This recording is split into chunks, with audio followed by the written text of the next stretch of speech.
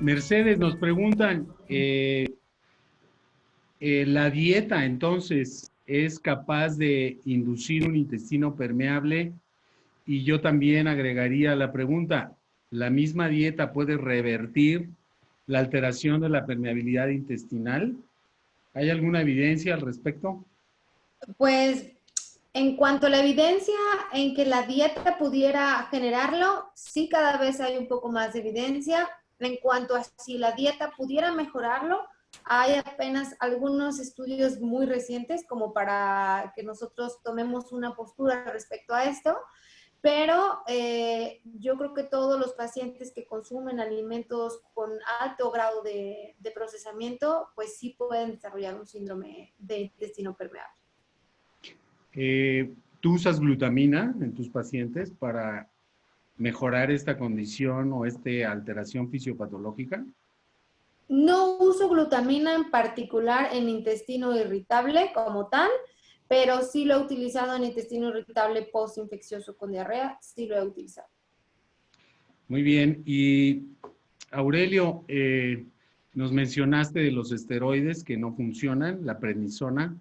Hay una pregunta acerca de, ¿no funcionarían la budesonida o los esteroides tópicos en pacientes con intestino irritable en donde se demuestra inflamación de bajo grado?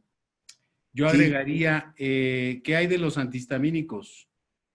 La evastina, el ketotifeno, se sí, podrían utilizar como herramientas terapéuticas en pacientes con intestino irritable.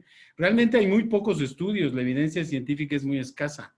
¿Qué así opinas es. tú De de hecho, perdón, contesto la histamínicos y pregunta esteroides tópicos? de Enrique Cos, que ya la vi yo también en el chat, sobre la posibilidad de utilizar budesonida. Suena interesante, pero yo creo que tendríamos que demostrarlo y eso se hace pues, con ensayos clínicos aleatorizados que nos hacen falta. Lo mismo sucede con los antihistamínicos.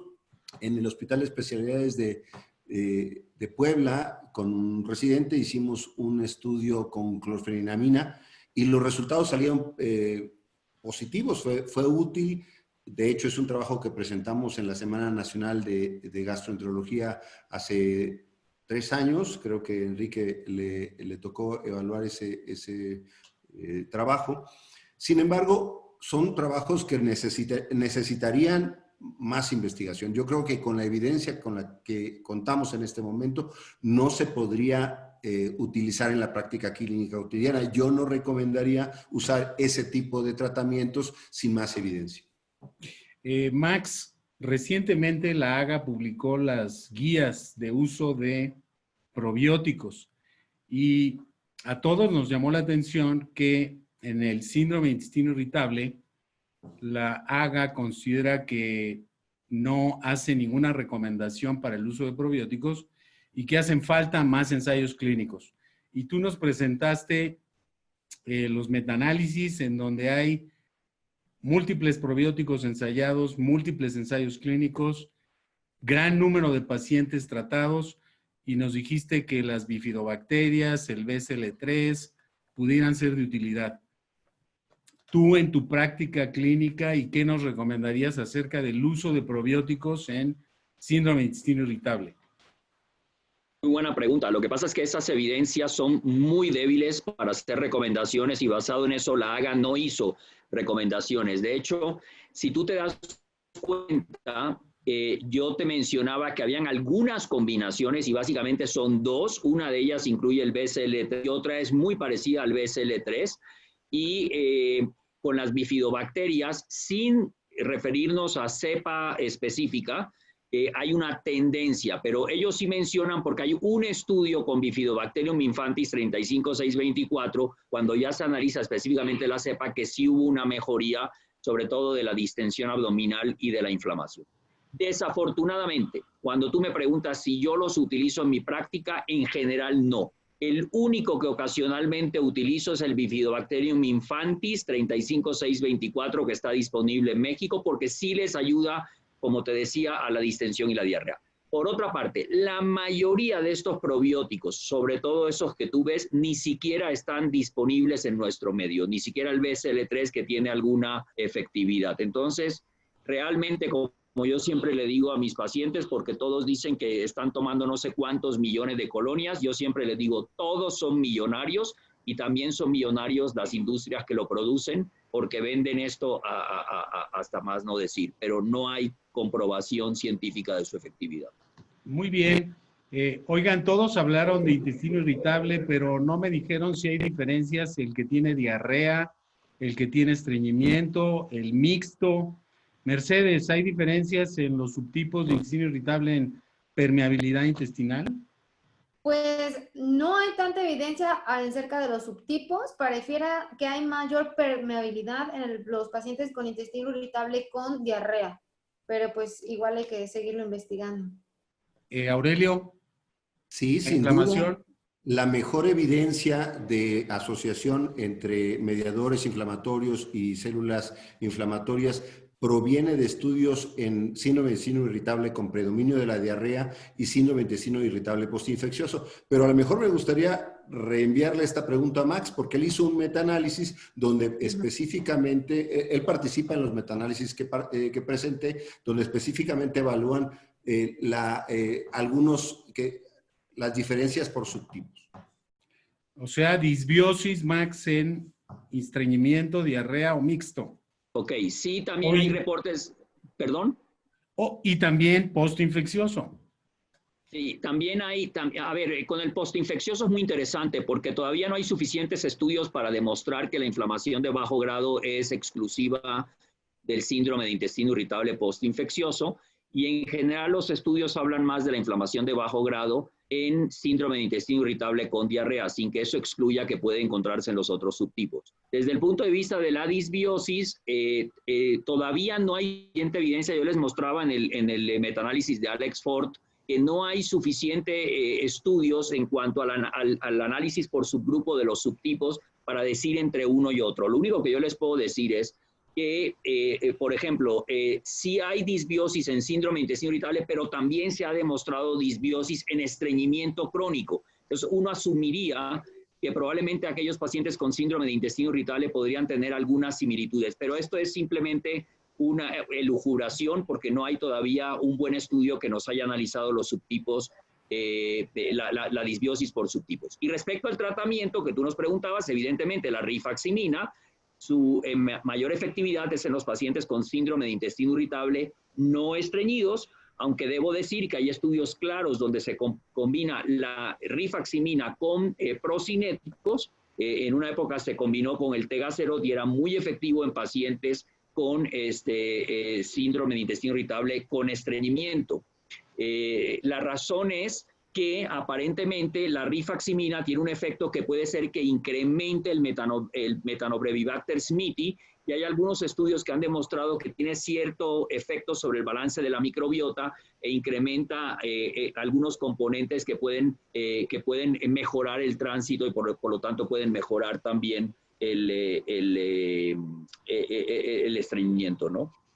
Me hacen una pregunta interesantísima y que era obvia que deberíamos de hacerla en esta mesa, es con estos nuevos mecanismos fisiopatológicos y estas nuevas terapias que hemos discutido, ¿en dónde quedan los antiespasmódicos, los medicamentos antigas para el manejo del intestino irritable? Es una pregunta clave.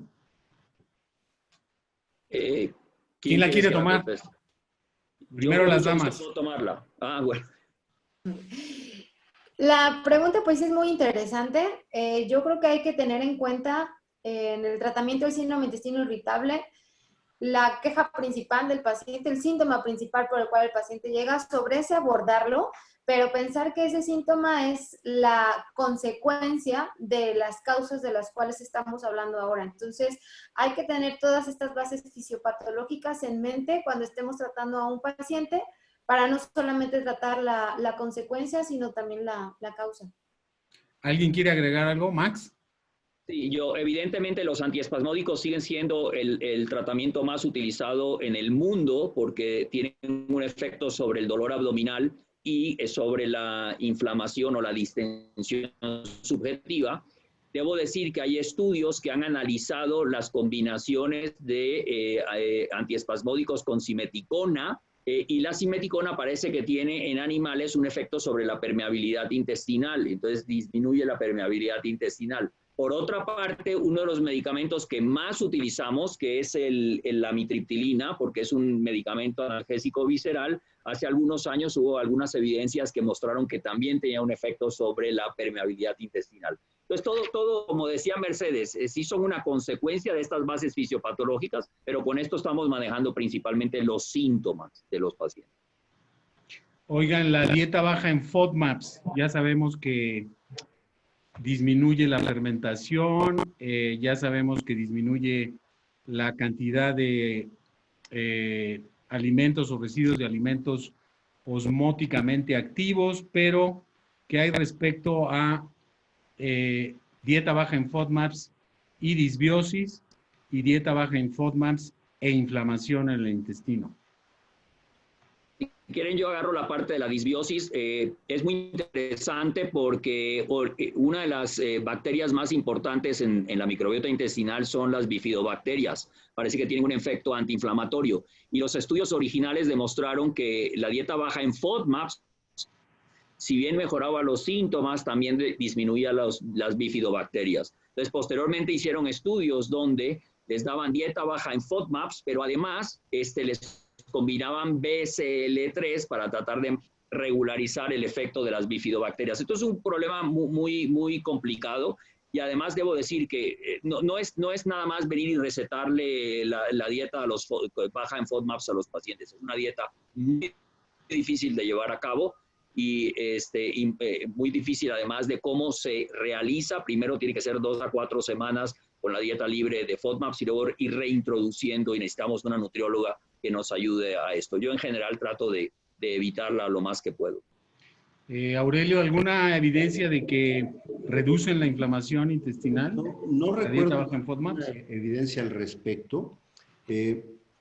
Pudiera ser una hipótesis interesante. Yo creo que me preocuparía más por la permeabilidad primero, y obviamente tomando en cuenta la permeabilidad, la posible filtración de algunos lipopolisacáridos que pudieran condicionar inflamación de bajo grado, pero creo que no hay evidencia suficiente. Muy bien. Mercedes, ¿cómo actúa la glutamina? La glutamina mejora la zona de las uniones estrechas. Lo que se ha visto es a nivel de la zona occludens que mejora esa unión. Me acaban de hacer una pregunta interesante. ¿Y dónde quedan las terapias psicológicas? ¿Alguna evidencia de que las terapias psicológicas influyen sobre permeabilidad, sobre inflamación, sobre microbiota intestinal? Creo que sí hay. ¿Alguien la quiere tomar? Hay muchísimas evidencias de la terapia psicológica, porque acuérdense que esto es el eje intestino-cerebro, y se ha visto que el eje intestino-cerebro tiene que ver con la permeabilidad intestinal, el sistema nervioso autonómico y el eje hipotálamo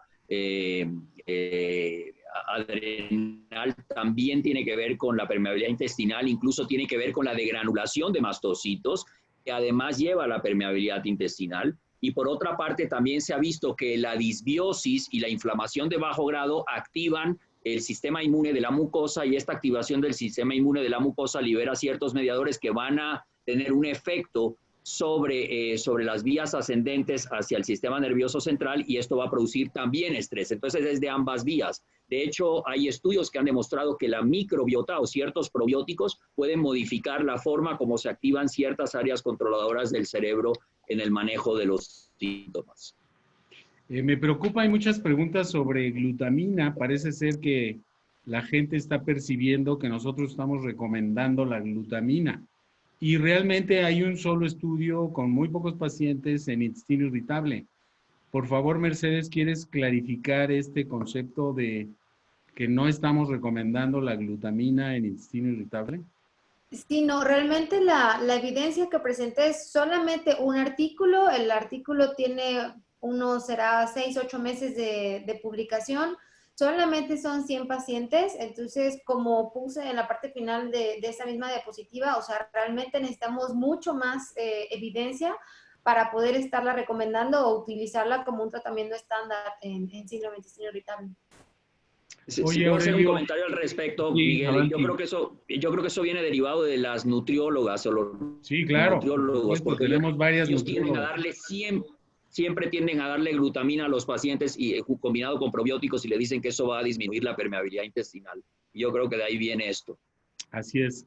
Aurelio, muy interesante estos estudios que muestran que los pacientes con colitis ulcerosa que están en remisión tienen un síndrome de intestino irritable, a pesar de ya no tener, a pesar de tener cicatrización de la mucosa.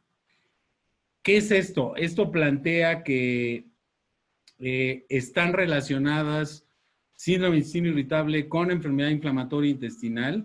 ¿Puede haber una sobreposición de estos síndromes o cómo interpretas tú esta evidencia? Bueno, definitivamente hay quienes incluso piensan que son un espectro de un grado de inflamación. Ahora, sin duda, los pacientes con enfermedad inflamatoria intestinal en su periodo de remisión, la proporción de individuos que presentan síntomas sugestivos de síndrome de intestino irritable es mucho mayor que lo que encontramos en la población general. Por lo tanto, debe de haber algún tipo de asociación y esta asociación parece guiar a inflamación de bajo grado. Yo quisiera, ya estamos casi por terminar, quisiera que alguien de ustedes me hiciera una hipótesis integradora de estos tres mecanismos. ¿Cómo explican estos tres mecanismos en un paciente con intestino irritable? ¿Cómo explican la distensión? ¿Cómo explican los gases? ¿Cómo explican el dolor, la diarrea, el estreñimiento, las alteraciones que se detectan con resonancia magnética en el cerebro? ¿Alguien que quiera aventurarse a hacer una hipótesis integradora? Max, ya sé que te estás brincando ahí en el asiento. Adelante. Sí, la verdad que más o menos algo les insinuó ahorita, pero como esto es una alteración del eje intestino-cerebro, yo creo que probablemente... Microbiota te faltó, ¿no?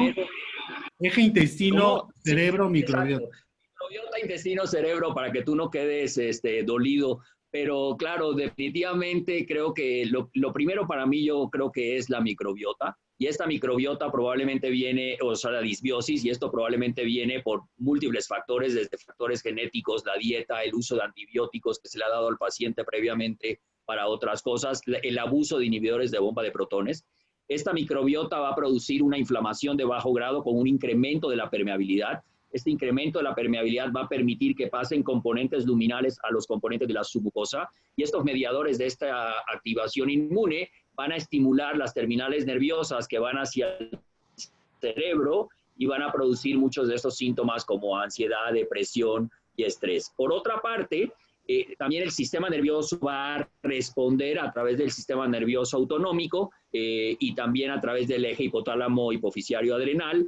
Van a producir también alteraciones de la permeabilidad, porque es un círculo vicioso, van a producir degranulación de mastocitos, van a incrementar la inflamación de bajo grado y van a alterar la motilidad, que hace que en algunos pacientes tengan diarrea o estreñimiento. A su vez, estas alteraciones de la motilidad con diarrea y estreñimiento van a producir también alteraciones de la microbiota a su vez. No podemos dejar de olvidar que como se está activando el sistema nervioso autonómico, y el sistema nervioso central, esto va a producir la percepción anormal del dolor e incluso de distensión subjetiva, pero también probablemente las alteraciones de la motilidad que se ocurren como consecuencia de esta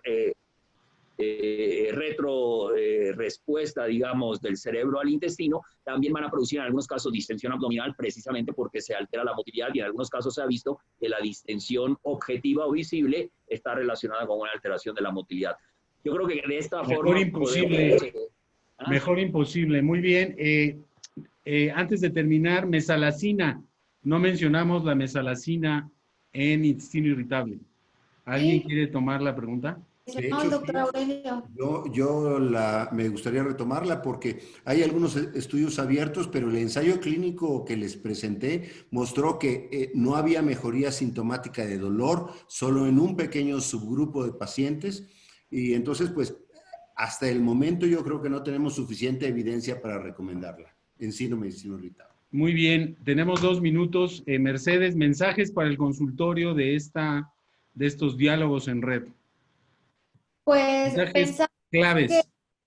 el síndrome de intestino permeable existe, cada vez tenemos más evidencia, tenemos que ser cuidadosos con la información que se va presentando y siempre tener en cuenta que puede haber esto de base y que esté condicionando los síntomas. Bien, Aurelio. Sí, yo creo que la inflamación de bajo grado, por supuesto que ya se ha demostrado que juega un papel importante en síndrome de intestino irritable. No tenemos todavía medicamentos que vayan específicamente a ese blanco terapéutico, pero ese blanco terapéutico depende de otros factores, como ya lo mencionó Max, y que hasta el momento es a través de esos otros factores que podemos influir en la inflamación de bajo grado. Max, adelante, tu mensaje. La disbiosis existe en síndrome de intestino irritable, sin embargo, no tenemos hasta este momento una firma microbiana para hacer el diagnóstico. Sí les pediría a los médicos que no estén solicitando esas pruebas que existen de muchos laboratorios extranjeros que tratan de determinar si hay disbiosis o no es disbiosis. A eso vamos a llegar en algún momento, pero todavía eso no está validado y no nos sirve de nada. Y simplemente seguir utilizando, yo diría, la rifaximina en los pacientes con síndrome de intestino irritable no estreñimiento para mejorar estos síntomas y si acaso el Bifidobacterium infantis 35624 en pacientes con distensión abdominal y con diarrea. Bueno, como coordinador yo diría que es muy importante tomar en cuenta que la fisiopatología del síndrome es sumamente compleja, que estos nuevos conocimientos pues nos abren nuevas perspectivas para posibles nuevas modalidades de tratamiento.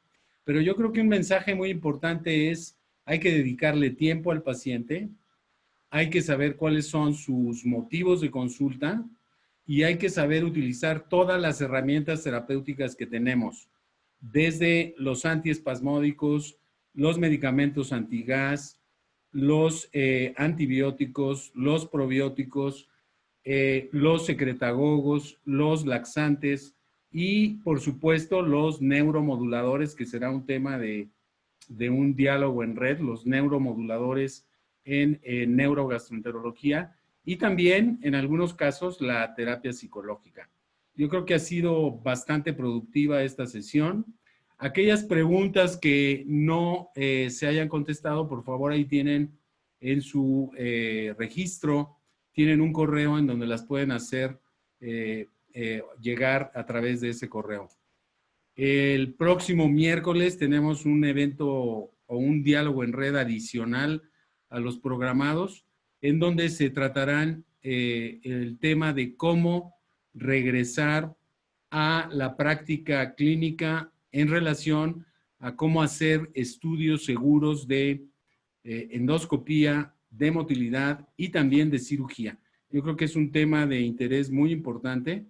Hay lineamientos ya nacionales, internacionales, y los vamos a discutir con expertos. De tal manera que solo me resta agradecerles a Aurelio, a Max y a Mercedes su participación y también no olvidar a los laboratorios Sanfer que hicieron posible este diálogo en red y los esperamos el próximo miércoles a la misma hora.